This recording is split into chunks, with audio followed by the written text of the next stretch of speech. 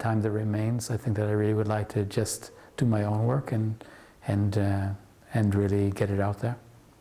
Were any other family members or friends around you artists, or were you able to see other artists or realize that Jesus is something people do, or you didn't have that immediately around you? It wasn't obvious to me. There was nothing in my background to say that someone could be an artist, and it wasn't only me. V.S. Naipaul talks about the writer of Indian extraction who grew up in West India in Trinidad and then went to England to live and to write, to study. Said that it was not something in his frame of existence or consciousness, something that you could even consider to be. It was only later in his life. There was no one who made art. The closest there was to me in that environment, aside from the museum and the museum's visits, there was a woman, an American woman who had married a survivor, Bev Palkenfeld, and she had a job which was at that time taking black and white portraits, photographs, and hand coloring them with oil paint, which is something that people did in those days. And the magic of seeing her with a pointy, small brush, sable brush, with oil paint, hand coloring those photographs was something that really stayed with me a long time. I think also my sister, who was 16 months older than me, she also was attracted to art, and she used to copy photographs in magazines, and I think that it also was something that attracted me. She was also the first person in my family to come to Israel, and I came to Israel about 2 years after she did, so that she was a kind of like a pioneer or a road clearer for a lot of the decisions that I made in my life. But I think that being an artist, becoming an artist, realizing that you could make art and that it had some value or some importance, if to myself, if to no one else, I think that it was always a process of being, process of really becoming conscious of the possibilities. And as I said, only at age 57, after making art for about 36, 37 years, is it clear to me that it is enough and more than enough to just make art and to be an artist. How did your art evolve during these 36 years? Did you always do the art book, and what did you start with, and how did it evolve? I began working with books and only drawings and on pages of books in 1984. And I'd been doing large paintings, very painterly paintings. Not to forget, it was the time of the Neue Wilde and the Trans-Avant-Garde and the Back to Painting, and everyone was doing like really bad paintings and expressionist paintings and large paintings, and my work really reflected that. And for a long time I did paintings like that for I think about 3 years. I had been doing large paintings also before then, and I went through many different phases in my journeyman of learning to be journeyman way of being an artist. I worked from nature. I worked on canvas like an impressionist. I worked my way through the way Giacometti looked at interiors and landscapes. I was a student of first-generation abstract expressionists, and my work definitely reflected that. George McNeil, who was a teacher of mine, and this kind of like semi-abstraction or abstract figuration, working on the process, the gesture, the brushstroke, having a big studio, using a lot of muscles and dancing things around. And I think in 1984, really the kind of work that I would end up doing really was kind of forged in the sense of like working on pages of books. And again, I was 34 at the time, and I'd been making work since 1971, 72. So it was a kind of like a slow evolution. There's that cliche expression, I don't remember who said it, of life is wasted on the young. And I think that the time that you're really most energetic and most beautiful and most of everything is really the time that you really have no clue what it is that you do and who you are. And I think that really a lot of my life was wasted in thinking that it would be better to be someone else, to be somewhere else, to be doing something else. And it was a slow kind of evolution to realize that I was where I wanted to be and doing what I wanted to be. And it took me a long time to accept that. So I meet you at a cocktail party and I say, oh, what do you do? And you say, I'm an artist. And I'll say, what kind of an artist? And you will say, if you met me at a cocktail party and you asked me what kind of artist I am, I'd say that I am an artist who primarily draws, and I draw on pages of books. Okay.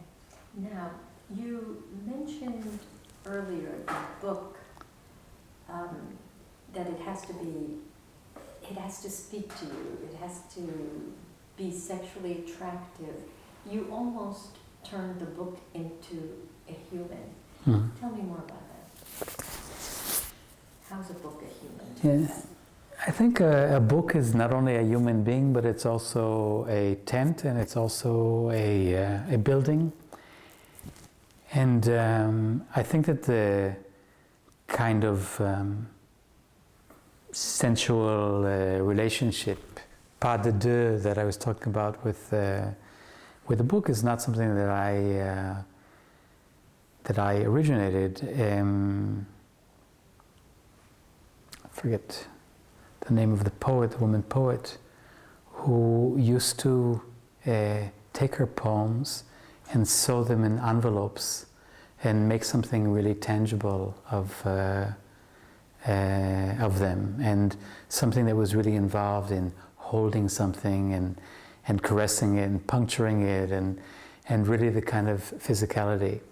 I think it's clear also when you talk about the fact that people talk about a carpet page when they're talking about a book, and that carpet page is a kind of like a decoration on the title page of the book, evoking the kind of like carpet that would be in a house or a building. If you look at many religious books, especially many Jewish religious books, there are oftentimes on the title page there is a kind of like there are columns of a building, and there's a roof over the building, very Baroque, I think taken probably from Baroque art and churches. And the sense that the book is a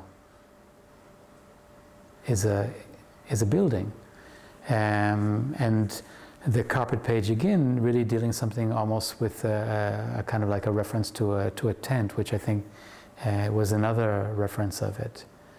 I think that a lot of the history of the book, and we were talking about the technological changes in the book, a lot of our language has to do with the physicality of the book and the history of the technology of the book.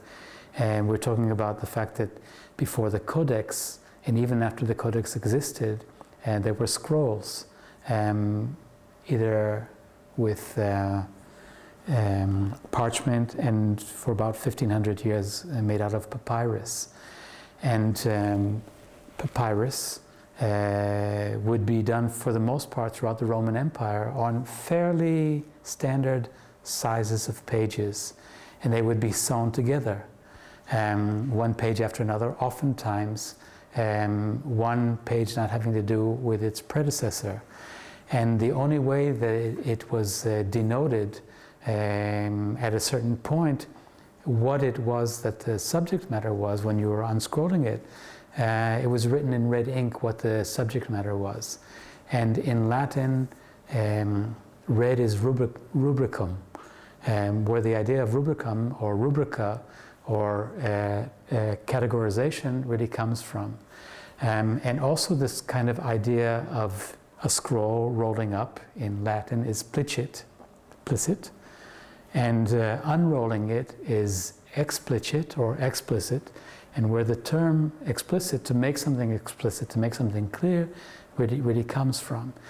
And so that I think that this whole business of the technology, the preservation, the Dead Sea Scrolls, and the fact that they were, these scrolls of parchment were always kept in these kind of like clay urns to protect them because they were very sensitive, was something that was really inherent in keeping them, preserving them, and preserving them for future generations. And also the fact that a lot of this has to do with very kind of tactile and very physical kind of in terms of preparing the parchment, preparing the papyrus, writing on it, making it preparatory to writing. And so that all of these kind of things are really something to read the Torah and to stand at the Torah and have your shoulders covered by a cloth and someone making a particular kind of a movement and not touching this scroll because it's too holy, but have a finger pointer, a miniature hand like the hand of God in the painting of the Sistine Chapel by Michelangelo, the hand of God, and to unroll it and to have it lifted up and then rolled up again and then dressed as a kind of a woman or as a kind of a king, and then put in a kind of like a closed place or an ark. I mean, I think that these things on a conscious way or an unconscious way, when I was younger, and before I was bar mitzvahed and then bar mitzvahed and then forgotten being bar mitzvahed and then going through the different phases, I think that these things really cause these kind of flashbacks in terms of what it is that's important to me. And I think that really what I do as an artist has a lot to do with like Rosebud of Citizen Kane, of the opening scene where he's on his deathbed and he's saying Rosebud, and then the whole kind of like unrolling of the film, going backwards in terms of seeing what it was that Rosebud was and what the different scenes in his life was. And I think as technical as that is, that technicality has a way of reflecting and also creating the reflection of how we consider our sense of reality. And the flashback of those kind of experiences, and also just private experiences of being under the covers and reading a book, and that kind of like private quality time in getting lost in worlds. Because I think that one thing that I really like working on these pages of books is getting lost in the work, not being really able to deal with the limitations of my own existence, but at the same time not being limited by the limitations of my own existence, just getting lost and not being and not thinking. Suppose you're thinking of a book as a human. Describe just the various adjectives or the various feelings, if you look at it just as a persona. I think that when I think of a book or books, there are certain adjectives. I think that pocket books, something that someone had to invent, and I think that Penguin publishers really invented the idea of pocket books. Something that's personal, something that's mobile, because I think that you see it oftentimes in medieval and early Renaissance paintings of these pictures of Maria in her private space, being approached by the angel, holding a very small kind of private book. Even though I'm sure it was very heavy, it had to be very small, it was made out of parchment, something that's sensual, something, as I said, personal, something that's a kind of like a ossuary or a kind of a reliquary, something that passes, and an archive, something that passes on wisdom and knowledge and entertainment and dreams, and something that is also gives someone the ability to be free. You know, there are these really touching stories of slaves, black slaves in the United States not being allowed to be taught to read because of its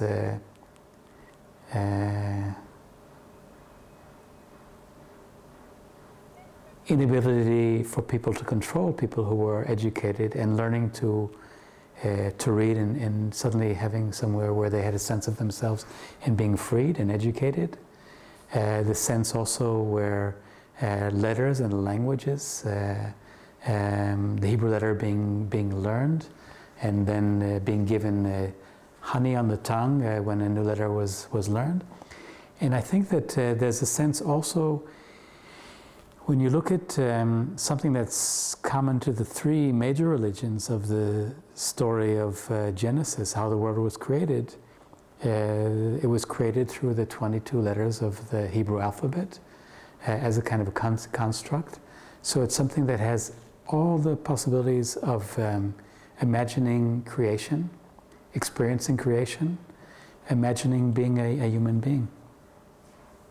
Where have you exhibited, where have your books been acquired, your art been acquired, your art been exhibited? Books, art, the whole spectrum, just name a few places. My books are in collections all over the United States and Europe and Israel. The Museum of Modern Art, the Brooklyn Public Library, the Jewish Museum of New York, and Paris, the Legion of Honor, the Sackner Collection, which is a very important collection of concrete and visual poetry. And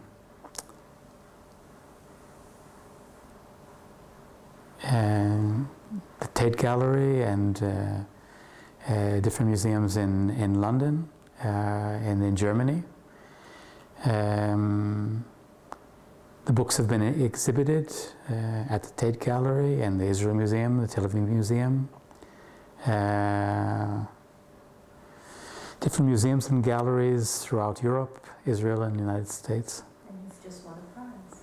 Right, I won recipient of this year's Minister of Culture Prize, which gives me the ability to both exhibit my work along with some of the other recipients at the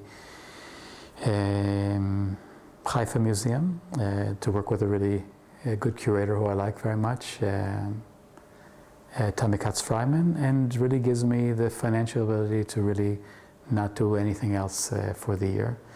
A privilege and a freedom which I intend to continue at the end of this year.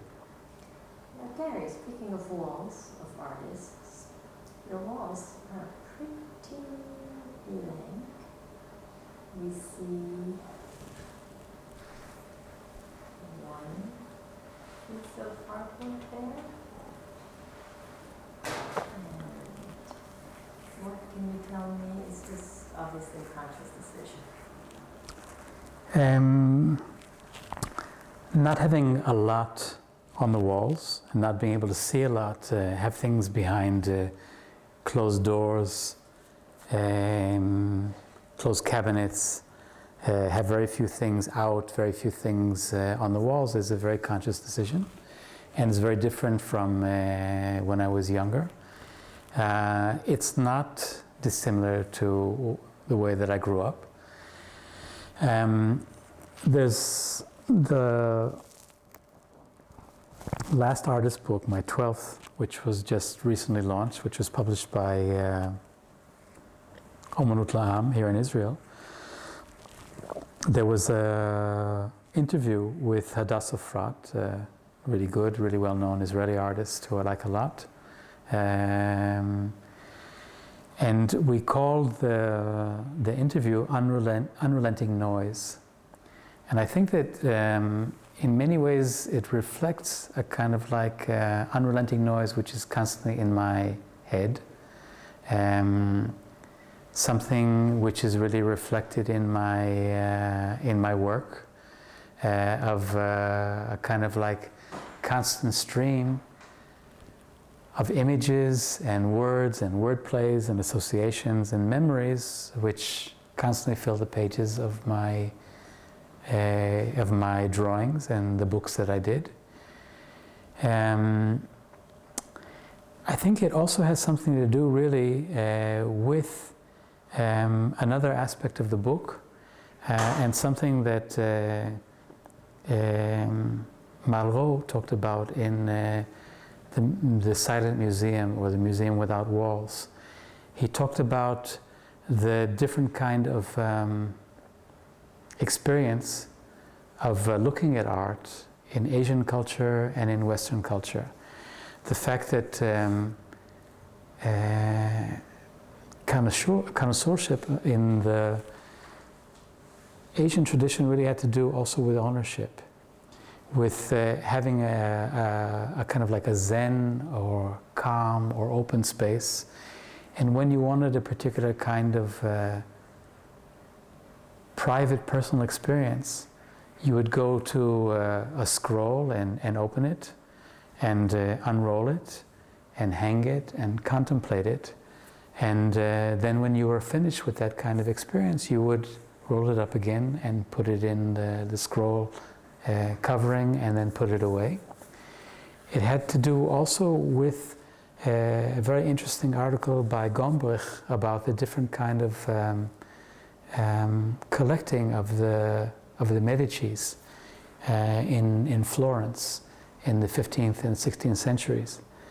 And there was a public aspect of collecting, and where they would give the money for creating a cathedral, the dome, where incised in the marble by the Medici was the marble alone cost 10,000 florins, but there was another aspect of their collecting, and Lorenzo Medici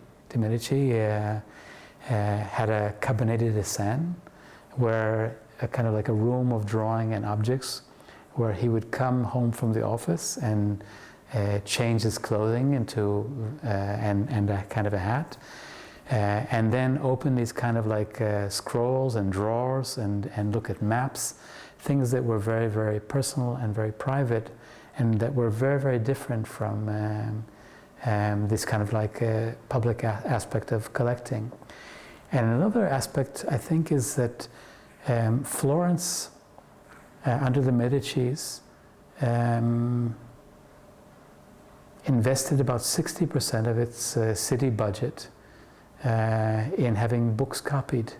And that was really the kind of wealth of the community. It was really the thing that gave them the value added and the advantage over a lot of different kinds of communities and societies and cultures and kingdoms.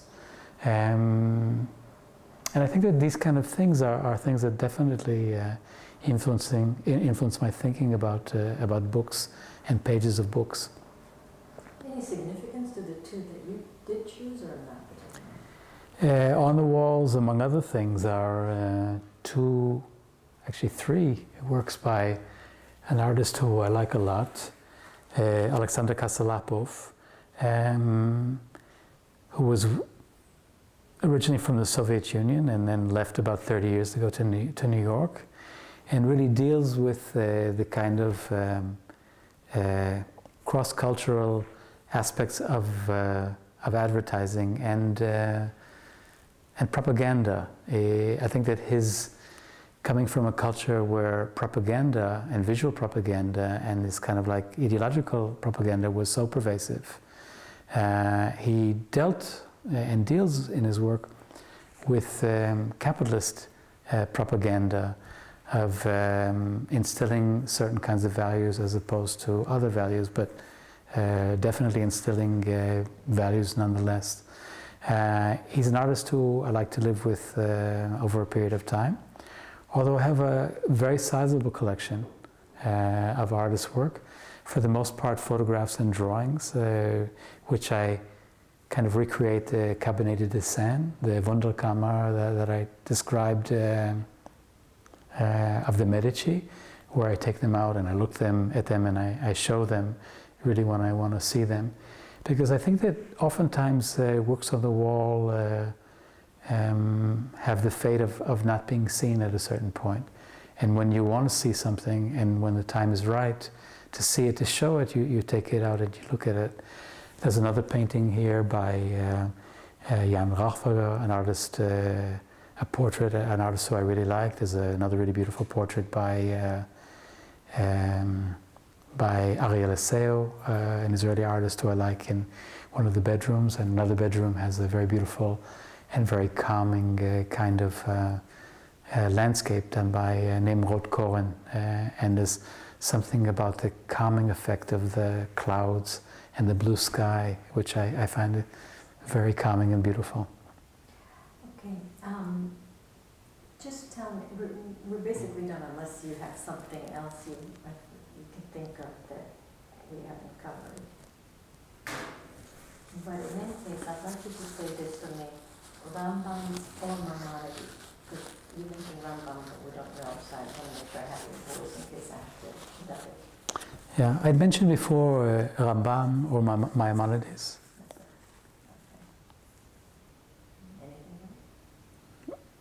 No, I think we've covered everything. I'm going to take pictures of the pictures you mentioned, but I just need a moment of quiet to get the sounds of the room.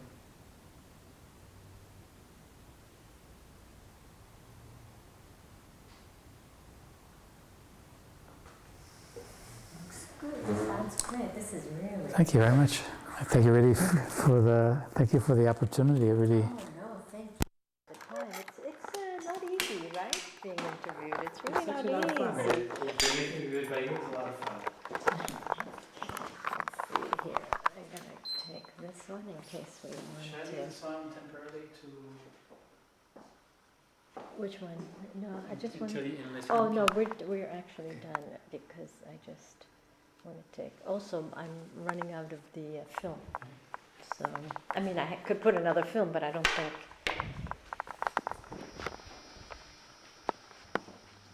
Just in case I need to put these in. There we go. And the third one. That's gorgeous. It's really freezing. Well, we had